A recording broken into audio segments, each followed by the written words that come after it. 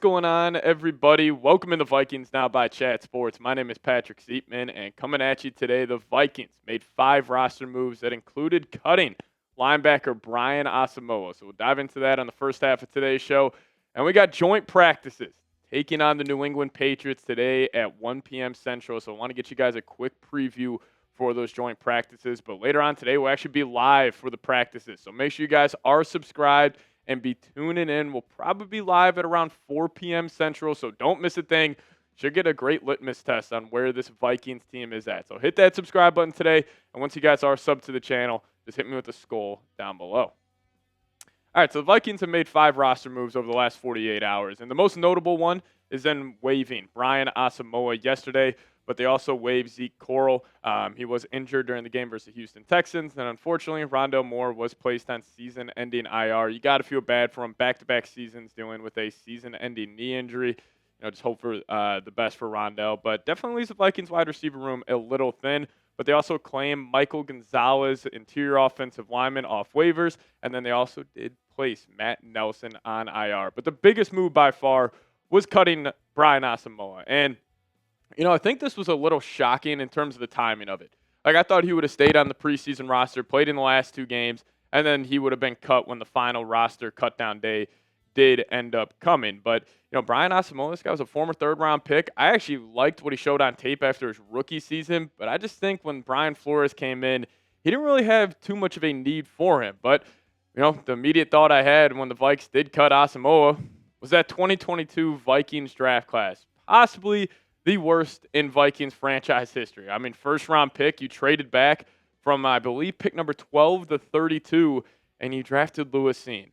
That obviously did not work out. And in the 2nd round, pick 42, still a premium pick. You got Andrew Booth Jr.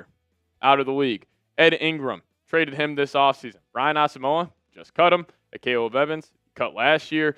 Ademoah, ended up cutting him. Ty Chandler will probably get cut during roster cutdown day here in a couple of weeks. And then Lowe, you traded him to the Patriots. And really the only hit is Jalen Nailor in the 6th round, but even Naylor's had a pretty disappointing camp so far, and then obviously you had Nick Muse there. And, honestly, if somebody made the argument to me, hey, I think this is the worst draft class in NFL history, I would not even disagree with that. It was a terrible draft class, and that was Kwesi's first one. And, it's shocking how good this Vikings team has been over the last couple of years with that bad of a draft class because, these NFL teams built through the draft.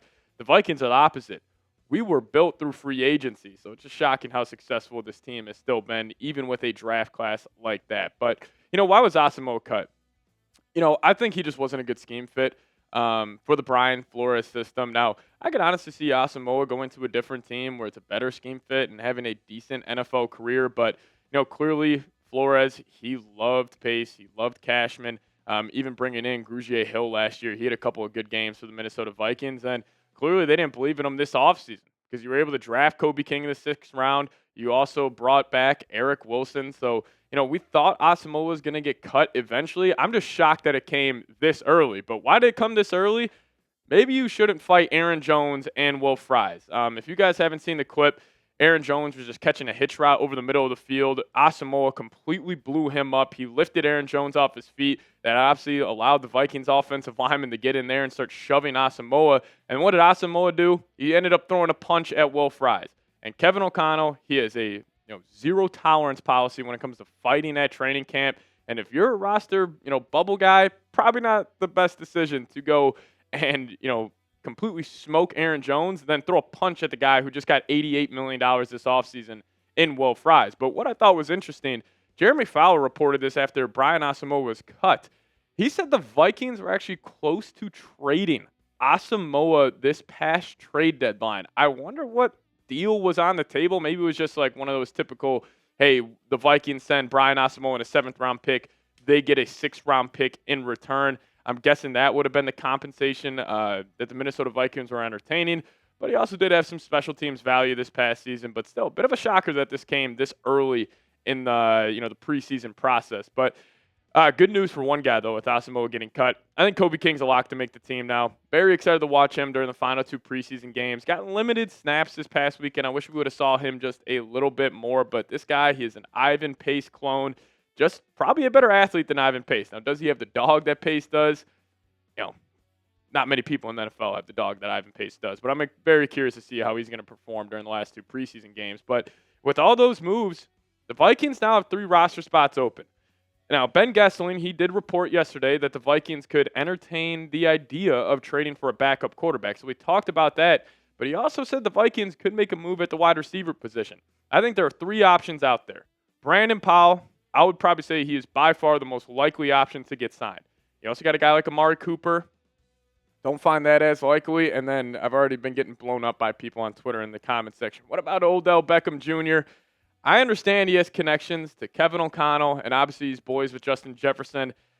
I would be a little shocked if the Vikings decided to go that route. I think it's going to be Brandon Powell. He's been with this system. He's been with Kevin O'Connell both in L.A. and with the Minnesota Vikings. So if I had to call the Vikings' next roster move, it would be them signing Brandon Powell. But I'll ask you guys this. Maybe you want to bring in OBJ, and honestly it would be pretty damn entertaining. But, hey, name a player the Vikings should bring in. Get creative for me. Drop that name down below in the comment section. Would appreciate your guys' insight. Now, coming up next, we'll dive into a Vikings-Patriots joint practice preview. Super excited for this. Honestly, these hold more value than preseason games, in my opinion. But before we do so, I do want to give a massive shout-out to today's presenting sponsor, and that is Factor Meals. And eat smart at factormeals.com/VikingsChat50 off and use code VikingsChat50 off to get 50% off plus free shipping on your first box. That's code VikingsChat50 off at factormeals.com for 50% off plus free shipping. Now, here working a busy schedule covering the Vikings at Chat Sports. I don't always have time to make a home-cooked meal, and plus with summer plans, sometimes all I've got is a couple of minutes. Factor helps me eat smarter with tasty, chef-prepared meals that are dietitian-approved and delivered right to my door. And now with more than 65 weekly meals made for how I live and what I like to eat, I've got even more ways to fit in a real meal wherever the day takes me. And more variety, more meals, that is Factor Meals. Choose from a wider selection of weekly meal options, including premium seafood choices like salmon and shrimp at no extra cost. And Factor also does a great job of supporting your wellness goals, even more GLP-1 friendly meals, and they actually have a new Mediterranean diet options packed with protein and good for you fat. So eat smart at factormeals.com/VikingsChat50 off and use code VikingsChat50 off to get 50% off plus free shipping on your first box. That's code VikingsChat50 off at factormeals.com for 50% off plus free shipping. Get delicious, ready to eat meals delivered with Factor. All right, let's talk about it. Vikings hosting the New England Patriots today in Minneapolis. Also, Diana Rossini is going to be in the building. It was funny. She was on a podcast recently, and the first question they asked her was like, hey, why do you hate J.J. McCarthy? And she was kind of joking around about saying, man, I wonder if J.J. is going to come and say something to me. And she also gave a compliment to Vikings fans. They're like, they're the nicest fans in the world. But I have a feeling they're going to throw some eggs or tomatoes at me when I show up to the practice facility today. So I will give Diana credit. I thought that was pretty funny. But some of the top matchups I'm going to be looking out for. The Vikings defensive line versus the Patriots offensive line.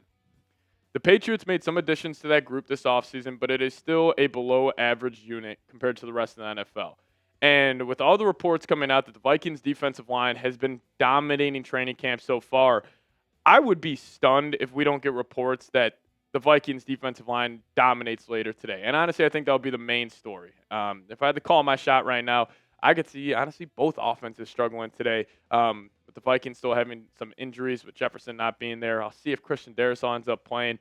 But I think the Vikings defensive line should be the story today. I wonder if they're going to run that 5-man NASCAR package where it's, Turner, Van Ginkel, Grenard, Hargrave, Allen. I mean, they should get after it, especially if they're going to run like a 2-minute simulation drill. That defensive line should completely feast. So that's the number one thing I'm looking out for. But also, this will be a good test for the Vikings wide receivers today. The Patriots secondary is very solid. I think Christian Gonzalez is one of the most underrated, or probably just one of the most unknown corners in the league. I think he'll probably be a household name, by this time next season. But they also picked up a player we're all very familiar with, Carlton Davis. Carlton Davis has actually had some good games against the Vikings in the past, specifically against Jefferson and Addison. So that would be a good test for them. But the 3 guys I'm actually looking out for the Vikings wide receivers here are these 3. I'm going Jalen Naylor, Lucky Jackson, Ty Felton. Now, obviously, Jordan Addison suspended for the first 3 games. Jefferson's not out there for practices as it stands right now. One of these 3 guys, or honestly 2 of these 3 guys, is going to have to step up and play a massive role in this offense. I'm looking at mainly Jalen Nailor. He had a viral clip yesterday. It was one of the laziest plays I've ever seen. He was running a drag route in a red zone drill. He caught it. Didn't really think anybody was around him. DB came in, just punched it out. It was just a lazy play by Nailor. So hopefully he ends up, getting that out of his system. But also Lucky Jackson. What if he goes out there and he has a couple good reps against Christian Gonzalez, Carlton Davis, get some more trust from this Vikings coaching staff? And then can we see something from the third-round pick, Ty Fountain? He had a couple of nice plays on special teams. Had 2 nice catches this past weekend, but we got to see more, especially with how thin this wide receiver room is heading to week 1 in Chicago. But obviously the quarterbacks will get majority of the headlines today. J.J. McCarthy versus Drake May. I think this is going to come down to which quarterback's more comfortable. And obviously with the Vikings defensive line being as dominant as they are, I could see Drake May really struggling, but also I could see both quarterbacks struggling. Like the Vikings offensive line is still banged up with Darisaw not being there. J.J. is throwing to not no-name wide receivers, but he's obviously not throwing to Jefferson. Addison will be out there today, so I'm just curious to see how the Vikings will manage this. JJ should be under pressure a good amount, but we'll see if he can just sit in the pocket, deliver a couple of nice plays, but curious to see how those two, end up duking it out. And then, we talked about the Vikings offensive line here, but the Patriots made a lot of additions to that defensive line. Now, do they have names like TJ Watt, Myles Garrett, Dexter Lawrence on that defensive line? No, but they do have good depth, and they obviously brought in Milton Williams this offseason. I know Vikings fans, wanted him to come to Minnesota, but I still think the Vikings should win this matchup on paper, but it will be a great litmus test, especially for the interior guys. Hopefully Ryan Kelly, Donovan Jackson, Wolf Rise are all out there going against Milton Williams. It should be a good look for them. Especially heading to week 1 versus Chicago. The Patriots' interior defensive line probably on par with the Bears. So this would be a really good test. And again, these joint practices, they mean more than the preseason because it is ones versus ones. Coaches are trying different schemes, different plays. So just curious to see how the Vikings offensive line will hold up. And then probably one of the coolest storylines here, old friends returning. There are a ton of former Vikings on the Patriots, but mainly 3 guys that I'm, very curious to see how they're going to do out there, and that being Josh Dobbs, Stephon Diggs, and our good old friend Garrett Bradbury returns to Minnesota. They also got John Parker Romo kicking field goals for New England this season, but Stephon Diggs, I could see Stephon Diggs embracing Vikings fans today. I could even see a SKOL chant coming out from Stephon. But what would make me very happy? If we see Javon Hargrave and Jonathan Allen absolutely get after Garrett Bradbury. I think that will make us Vikings fans very, very happy. But if you guys made it to the end of today's show, we appreciate you guys watching this entire thing. Just hit me with the SKOL down below in the comments section, and also hit that subscribe button on your way out. We are going to be going live at 4 p.m. Central Time for joint practices, so tune in then. We'll see you guys next time. SKOL Vikes.